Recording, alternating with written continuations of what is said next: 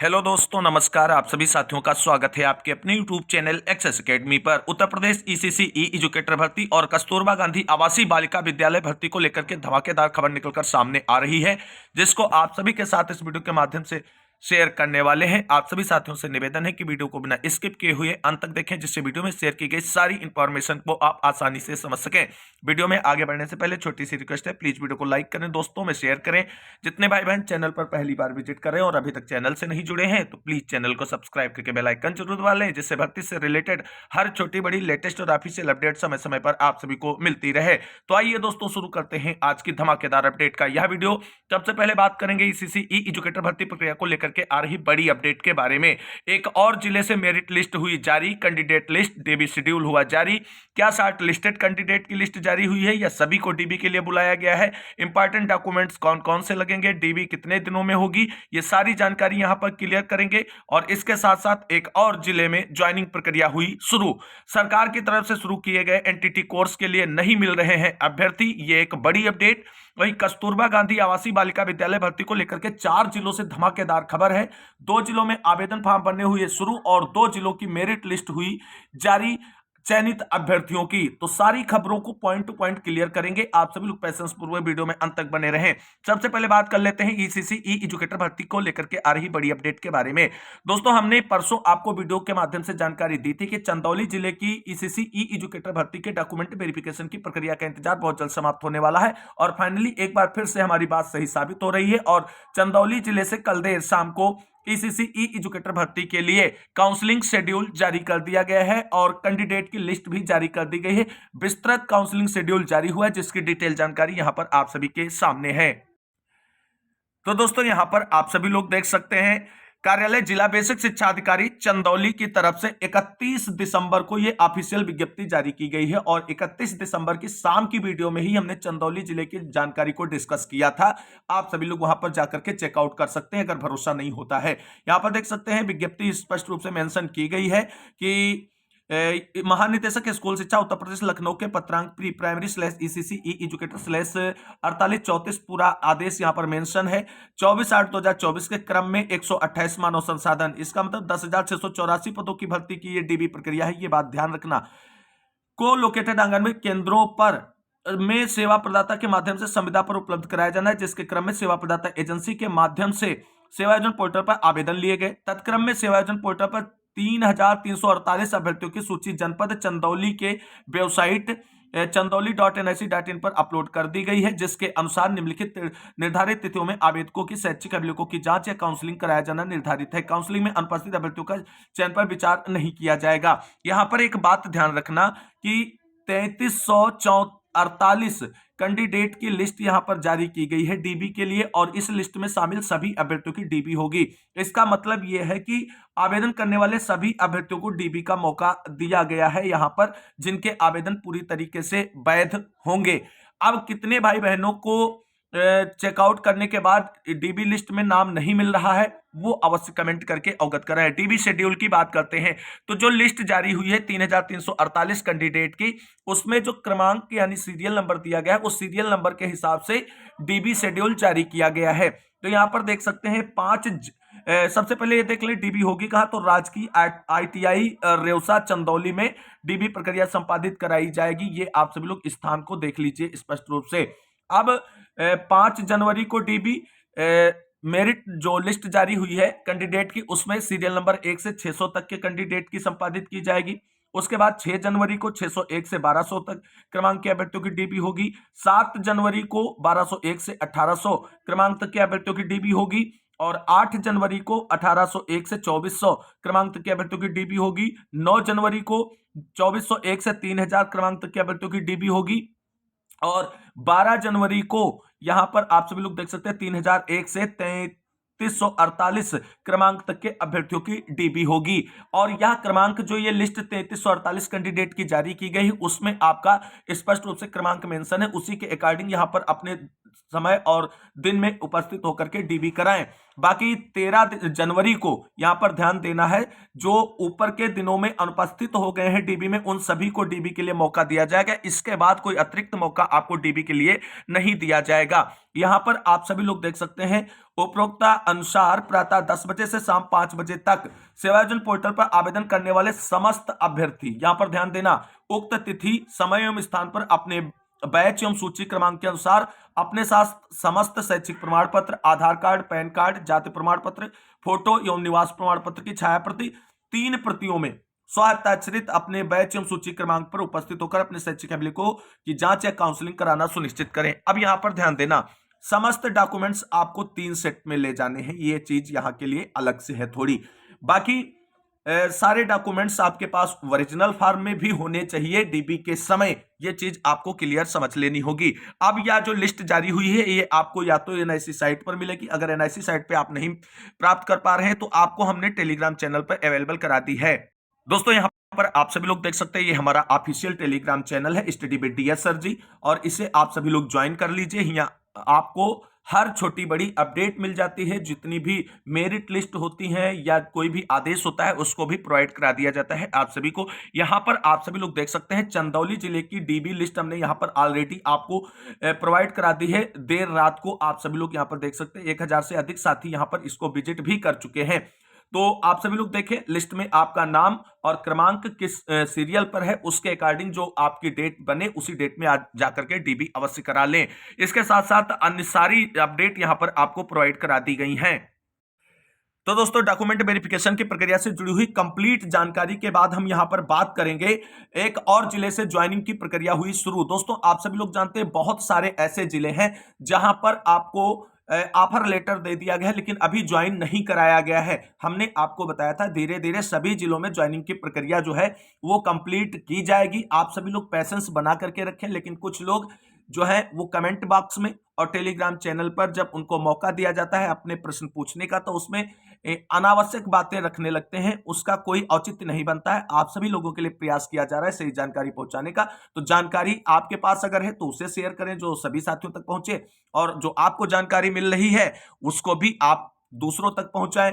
बाकी यहां पर अनावश्यक रूप से कोई भी जानकारी आपको इधर उधर की नहीं दी जाएगी, अपने मन से बना के जानकारी नहीं दी जाएगी। जो ऑफिशियल इनपुट निकलकर सामने आएंगे वही जानकारियां आप सभी तक पहुंचाई जाएंगी, चाहे वो बीएसए कार्यालय से प्राप्त जानकारी हो, न्यूज़पेपर के माध्यम से प्राप्त जानकारी हो, या सेवा प्रदाता एजेंसियों के माध्यम से प्राप्त जानकारी हो। जब तक ऑफिशियल जानकारी नहीं होगी तब तक किसी जिले की जानकारी नहीं दी जाएगी। ये बात आप सभी लोग समझ लीजिए।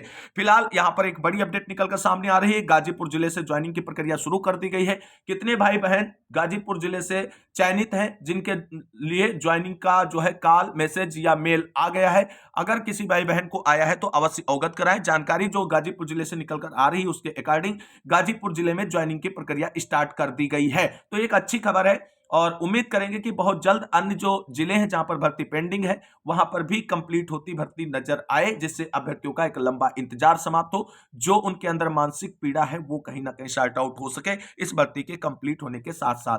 अब आप सभी लोग जानते हैं सरकार की तरफ से एनटीटी कोर्स शुरू किया गया था, लेकिन एक बड़ी खबर निकलकर सामने आ रही है, सरकार की तरफ से शुरू किए गए एनटीटी कोर्स के लिए एनटीटी करने वाले आवेदक ही नहीं मिल रहे हैं। इसकी अपडेट यहां पर आप सभी लोग देख सकते हैं। एनटीटी कोर्स का क्या हो रहा है हाल। 1400 सीटों पर महज 301 आवेदन। 20 संस्थाएं कराती हैं nursery teacher training. City nursery की 61 सीटों पर 107 आवेदन। यहां पर एनटीटी से जुड़ी हुई बड़ी अपडेट है।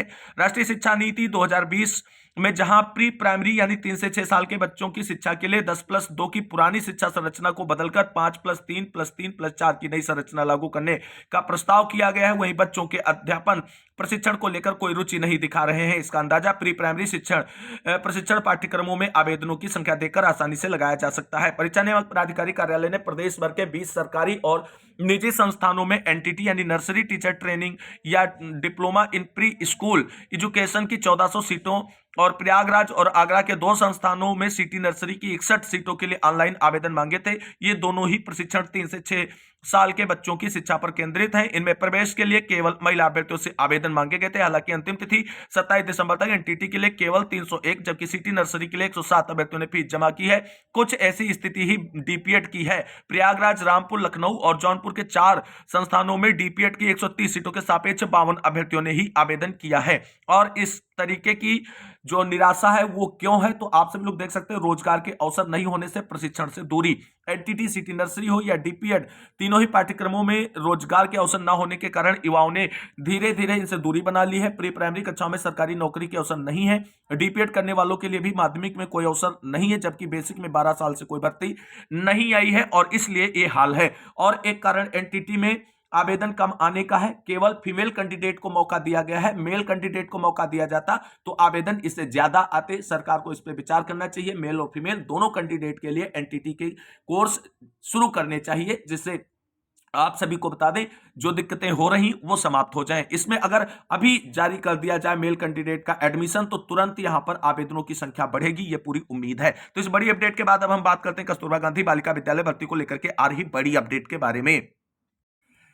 तो दोस्तों यहां पर आप सभी को बता दें कस्तूरबा गांधी उत्तर प्रदेश के सभी 75 जिलों में संचालित विद्यालय हैं और इन विद्यालयों में संविदा के आधार पर शिक्षक और गैर शैक्षणिक पदों पर भर्तियां की जाती हैं। जिलेवार जो विज्ञापन जारी होते हैं उसकी अपडेट चैनल के माध्यम से दी जाती है। फिलहाल आज की वीडियो में बहुत ही इंपॉर्टेंट जानकारी है। 2 जिलों से आवेदन फॉर्म शुरू होने का नोटिफिकेशन जारी हुआ है और 2 जिलों में मेरिट लिस्ट जारी कर दी गई है और विस्तृत काउंसलिंग शेड्यूल भी जारी कर दिया गया है, जिसकी डिटेल यहां पर आप सभी लोग देख सकते हैं।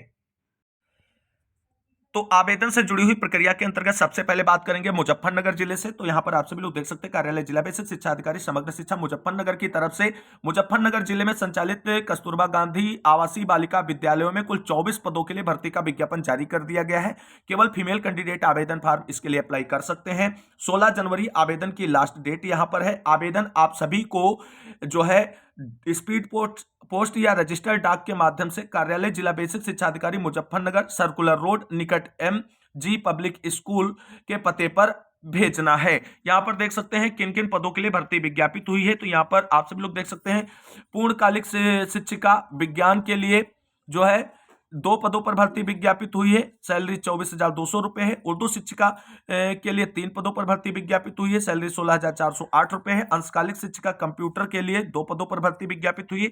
सैलरी 12,181 रुपए है। और इसी तरीके से अंशकालिक शिक्षिका कला क्राफ्ट एवं संगीत के लिए 2 पद विज्ञापित हुए हैं। सैलरी 12,181 रुपए है। अंशकालिक शिक्षिका यहाँ पर शारीरिक शिक्षा के लिए 5 पद विज्ञापित हुए हैं। सैलरी 12,181 रुपए है। और पूर्णकालिक रसोइया के 5 पद, चपरासी के 3 पद, चौकीदार के 2 पदों पर भर्ती विज्ञापित हुई है और कुल 24 पदों पर भर्ती विज्ञापित हुई है। यहां पर आप सभी लोग डिटेल देख सकते हैं। एज क्राइटेरिया की अगर हम बात करें तो न्यूनतम यहां पर 25 वर्ष और अधिकतम 45 वर्ष इसके लिए होनी चाहिए। तो मुजफ्फरनगर जिले की भर्ती से जुड़ी हुई अपडेट के बाद अब हम बात करते हैं अगले जिले की भर्ती विज्ञापन के बारे में। और यहां पर आप सभी को बता दें ये सभी ऑफिशियल विज्ञप्तियां आवेदन फॉर्म के फॉर्मेट आप सभी को डिस्क्रिप्शन बॉक्स में दिए गए टेलीग्राम चैनल पर अवेलेबल करा दिए जाएंगे। वहां से आप सभी लोग इसको डाउनलोड करें, प्रिंट आउट निकालकर इसी फॉर्म को भर करके आपको भेजना है। अगला विज्ञापन यहां पर कस्तूरबा गांधी बालिका विद्यालय भर्ती के लिए पीलीभीत जिले का है। पीलीभीत जिले की बहनों का इंतजार फाइनली समाप्त हुआ और पूछा करती थी सर हमारे जिले में कोई भर्ती आएगी या नहीं आएगी। तो आपके जिले में भी संचालित कस्तूरबा गांधी आवासीय बालिका विद्यालयों में भर्ती का विज्ञापन जारी कर दिया गया है। यहां पर आप सभी लोग उसका डिटेल देख सकते हैं। और आप सभी लोग देख सकते हैं पीलीभीत जिले में आवेदन फॉर्म भरने की लास्ट डेट यहां पर जो है वो 20 जनवरी रखी गई है। और पीलीभीत जिले में आवेदन फॉर्म आपको रजिस्टर्ड डाक या स्पीड पोस्ट के माध्यम से कार्यालय जिला बेसिक शिक्षा अधिकारी पीलीभीत के पते पर भेजना है। अब यहां पर देख सकते हैं किन पदों के लिए भर्ती विज्ञापित हुई है पीलीभीत जिले में। तो यहां पर आप सभी लोग देख सकते हैं पूर्णकालिक शिक्षिका विज्ञान के 3 पदों पर और इसके साथ साथ पूर्णकालिक शिक्षिका सामाजिक विषय के 1 पद पर और अंशकालिक शिक्षिका का कला क्राफ्ट एवं संगीत का 1 पद और अंशकालिक शिक्षिका महिला कंप्यूटर के लिए 1 पद पर भर्ती विज्ञापित हुई है। बाकी यहां पर एज क्राइटेरिया और शैक्षिक योग्यता अवश्य चेकआउट कर लें। पूर्णकालिक शिक्षिका के लिए बीएड प्लस टीटी अनिवार्य है। बाकी आप सभी लोग यहां पर आवेदन फॉर्म अप्लाई करने से पहले शैक्षिक योग्यता को अवश्य चेकआउट करें। मुख्य रसोइया के लिए एक पद और चौकीदार के लिए भी एक पद भर्ती का विज्ञापित हुआ है। और इन सभी जिलों के भर्ती विज्ञापन की जो डिटेल जानकारियां हैं वो आप सभी को यहां पर टेलीग्राम चैनल का जो लिंक डिस्क्रिप्शन बॉक्स में दिया गया है वहां पर उपलब्ध है। वहां से आप सभी लोग इसको फुल डिटेल इंफॉर्मेशन चेकआउट कर सकते हैं। आवेदन की प्रक्रिया के बाद अब हम बात कर लेते हैं काउंसलिंग को लेकर के आ रही बड़ी अपडेट के बारे में। तो बलरामपुर और महाराजगंज जिले में आवेदन फॉर्म अप्लाई करने वाली बहनों का इंतजार समाप्त हो चुका है और वहां की मेरिट लिस्ट जारी कर दी गई है और विस्तृत काउंसलिंग शेड्यूल जारी कर दिया गया है। यहां पर आप सभी लोग देख सकते हैं बलरामपुर जिले से जो है काउंसलिंग का पूरा विस्तृत शेड्यूल जारी कर दिया गया है। यहां पर आप सभी लोग देख सकते हैं उच्चीकृत कस्तूरबा गांधी बालिका विद्यालय में आवेदन करने वाले अभ्यर्थियों की काउंसलिंग 8 व 9 जनवरी को तथा कक्षा कस्तूरबा गांधी बालिका विद्यालय 6 से 8 में आवेदन करने वाले अभ्यर्थियों की काउंसलिंग 7 जनवरी को विकास भवन सभागार बलरामपुर में प्रातः 10 बजे से शाम 5 बजे तक जो है वो निर्धारित कर दी गई। यहां पर काउंसलिंग शेड्यूल आप सभी लोग देख सकते हैं। जो 6 से 8 तक के विद्यालयों में जिन्होंने आवेदन किया था उनकी 7 जनवरी को और 9 से 12 तक के विद्यालयों की काउंसलिंग 8 से 9 जनवरी यानी 2 दिन संपादित की जाएगी। इंपॉर्टेंट डॉक्यूमेंट्स यहां पर मेंशन किए गए हैं, क्या क्या आपको लेकर के जाने हैं। और अब बात कर लेते हैं महाराजगंज जिले की काउंसलिंग शेड्यूल और मेरिट को लेकर के। दोस्तों यहां पर आप सभी लोग देख सकते हैं जो बलरामपुर जिले की पूरी डिटेल जानकारी हमने आपको यहां पर पूरी जो मेरिट लिस्ट जारी हुई है काउंसलिंग के लिए वो हमने आपको प्रोवाइड करा दी है। यहां पर देख सकते हैं 6 से 8 तक के कैंडिडेट जो डीबी के लिए सिलेक्टेड हुए हैं उनकी लिस्ट है, प्रधानाचार्य की भर्ती के लिए जो सिलेक्टेड हुए हैं उनकी लिस्ट है और बलरामपुर में कक्षा 9 से 12 तक के लिए जो अभ्यर्थी चयनित हुए हैं उनकी लिस्ट है। और इसके साथ साथ यहां पर आप सभी लोग देख सकते हैं लैब असिस्टेंट और केयरटेकर के पदों पर जो भर्ती में आवेदन फॉर्म किए थे उनकी लिस्ट भी यहां पर अपलोड कर दी है। यहां पर आप लोग चेकआउट कर सकते हैं। अब महाराजगंज जिले की जो है काउंसलिंग शेड्यूल के बारे में बात करते हैं। तो दोस्तों यहां पर आप सभी लोग देख सकते हैं कार्यालय जिला बेसिक शिक्षा अधिकारी की तरफ से महाराजगंज जिले में कस्तूरबा गांधी बालिका विद्यालयों में विभिन्न पदों पर भर्ती के लिए आवेदन फॉर्म अप्लाई करने वाले साथियों के लिए काउंसलिंग शेड्यूल और मेरिट लिस्ट जारी कर दी गई है, जिसका डिटेल यहां पर आप सभी के सामने है। मेरिट लिस्ट कैसे बनी है ये यहां पर आप सभी लोग देख सकते हैं और कटाव कितनी गई है। तो प्रधानाचार्य के लिए अनारक्षित वर्ग की कटाव 58.68 है, पीजीटी हिंदी की 64.78 है और पीजीटी गणित की अगर हम अंग्रेजी की बात करें तो 61.53, गणित की 66.73, जीव विज्ञान की 67.93 और रसायन विज्ञान की 65.97, पीजीटी भौतिक शास्त्र की 64.12, कंप्यूटर विज्ञान की 53.35 और इसी तरीके से पूरा अन्य डिटेल यहां पर आप सभी लोग देख सकते हैं। लैब असिस्टेंट, कार्यालय लिपिक अधीक्षक, सहायक रसोइया, चपरासी, चौकीदार सभी अभ्यर्थिनियों को बुलाया गया है काउंसलिंग के लिए और यह पूरा डिटेल है। यहां पर इंपॉर्टेंट डॉक्यूमेंट सब मेंशन है, क्या लेकर के आपको जाने हैं और उसी के अकॉर्डिंग आपको वहां पर काउंसलिंग में पार्टिसिपेशन अपना सुनिश्चित कराना है। यहां पर आप सभी लोग देख सकते हैं कि किस सब्जेक्ट की काउंसलिंग कब होगी ये यहां पर मेंशन किया गया। यहां पर देख लेना ये इंपॉर्टेंट पॉइंट और इसके साथ साथ यहां पर ये पूरा शेड्यूल जारी किया गया है। जो शेड्यूल जारी हुआ है तो आप सब लोग देख सकते हैं 12 जनवरी को काउंसलिंग होगी, 13 जनवरी को काउंसलिंग होगी जो है, इसके साथ साथ 13 जनवरी को काउंसलिंग कंप्लीट कर ली जाएगी। काउंसलिंग विकास भवन सभागार महाराजगंज में संपादित की जाएगी। तो ये पूरा डिटेल महाराजगंज जिले की भर्ती को लेकर के हमने आपको प्रोवाइड करा दिया है। फिलहाल इस वीडियो में इंपॉर्टेंट जानकारी के साथ इतना ही। कोई भी अगर क्वेरी या क्वेश्चन है इस भर्ती को लेकर के तो आप कमेंट बॉक्स में पूछे, उसे रिप्लाई किया जाएगा। मिलते हैं एक और नई वीडियो में, तब तक के लिए सभी भाई बहनों को जय हिंद, जय भारत, वंदे मातरम।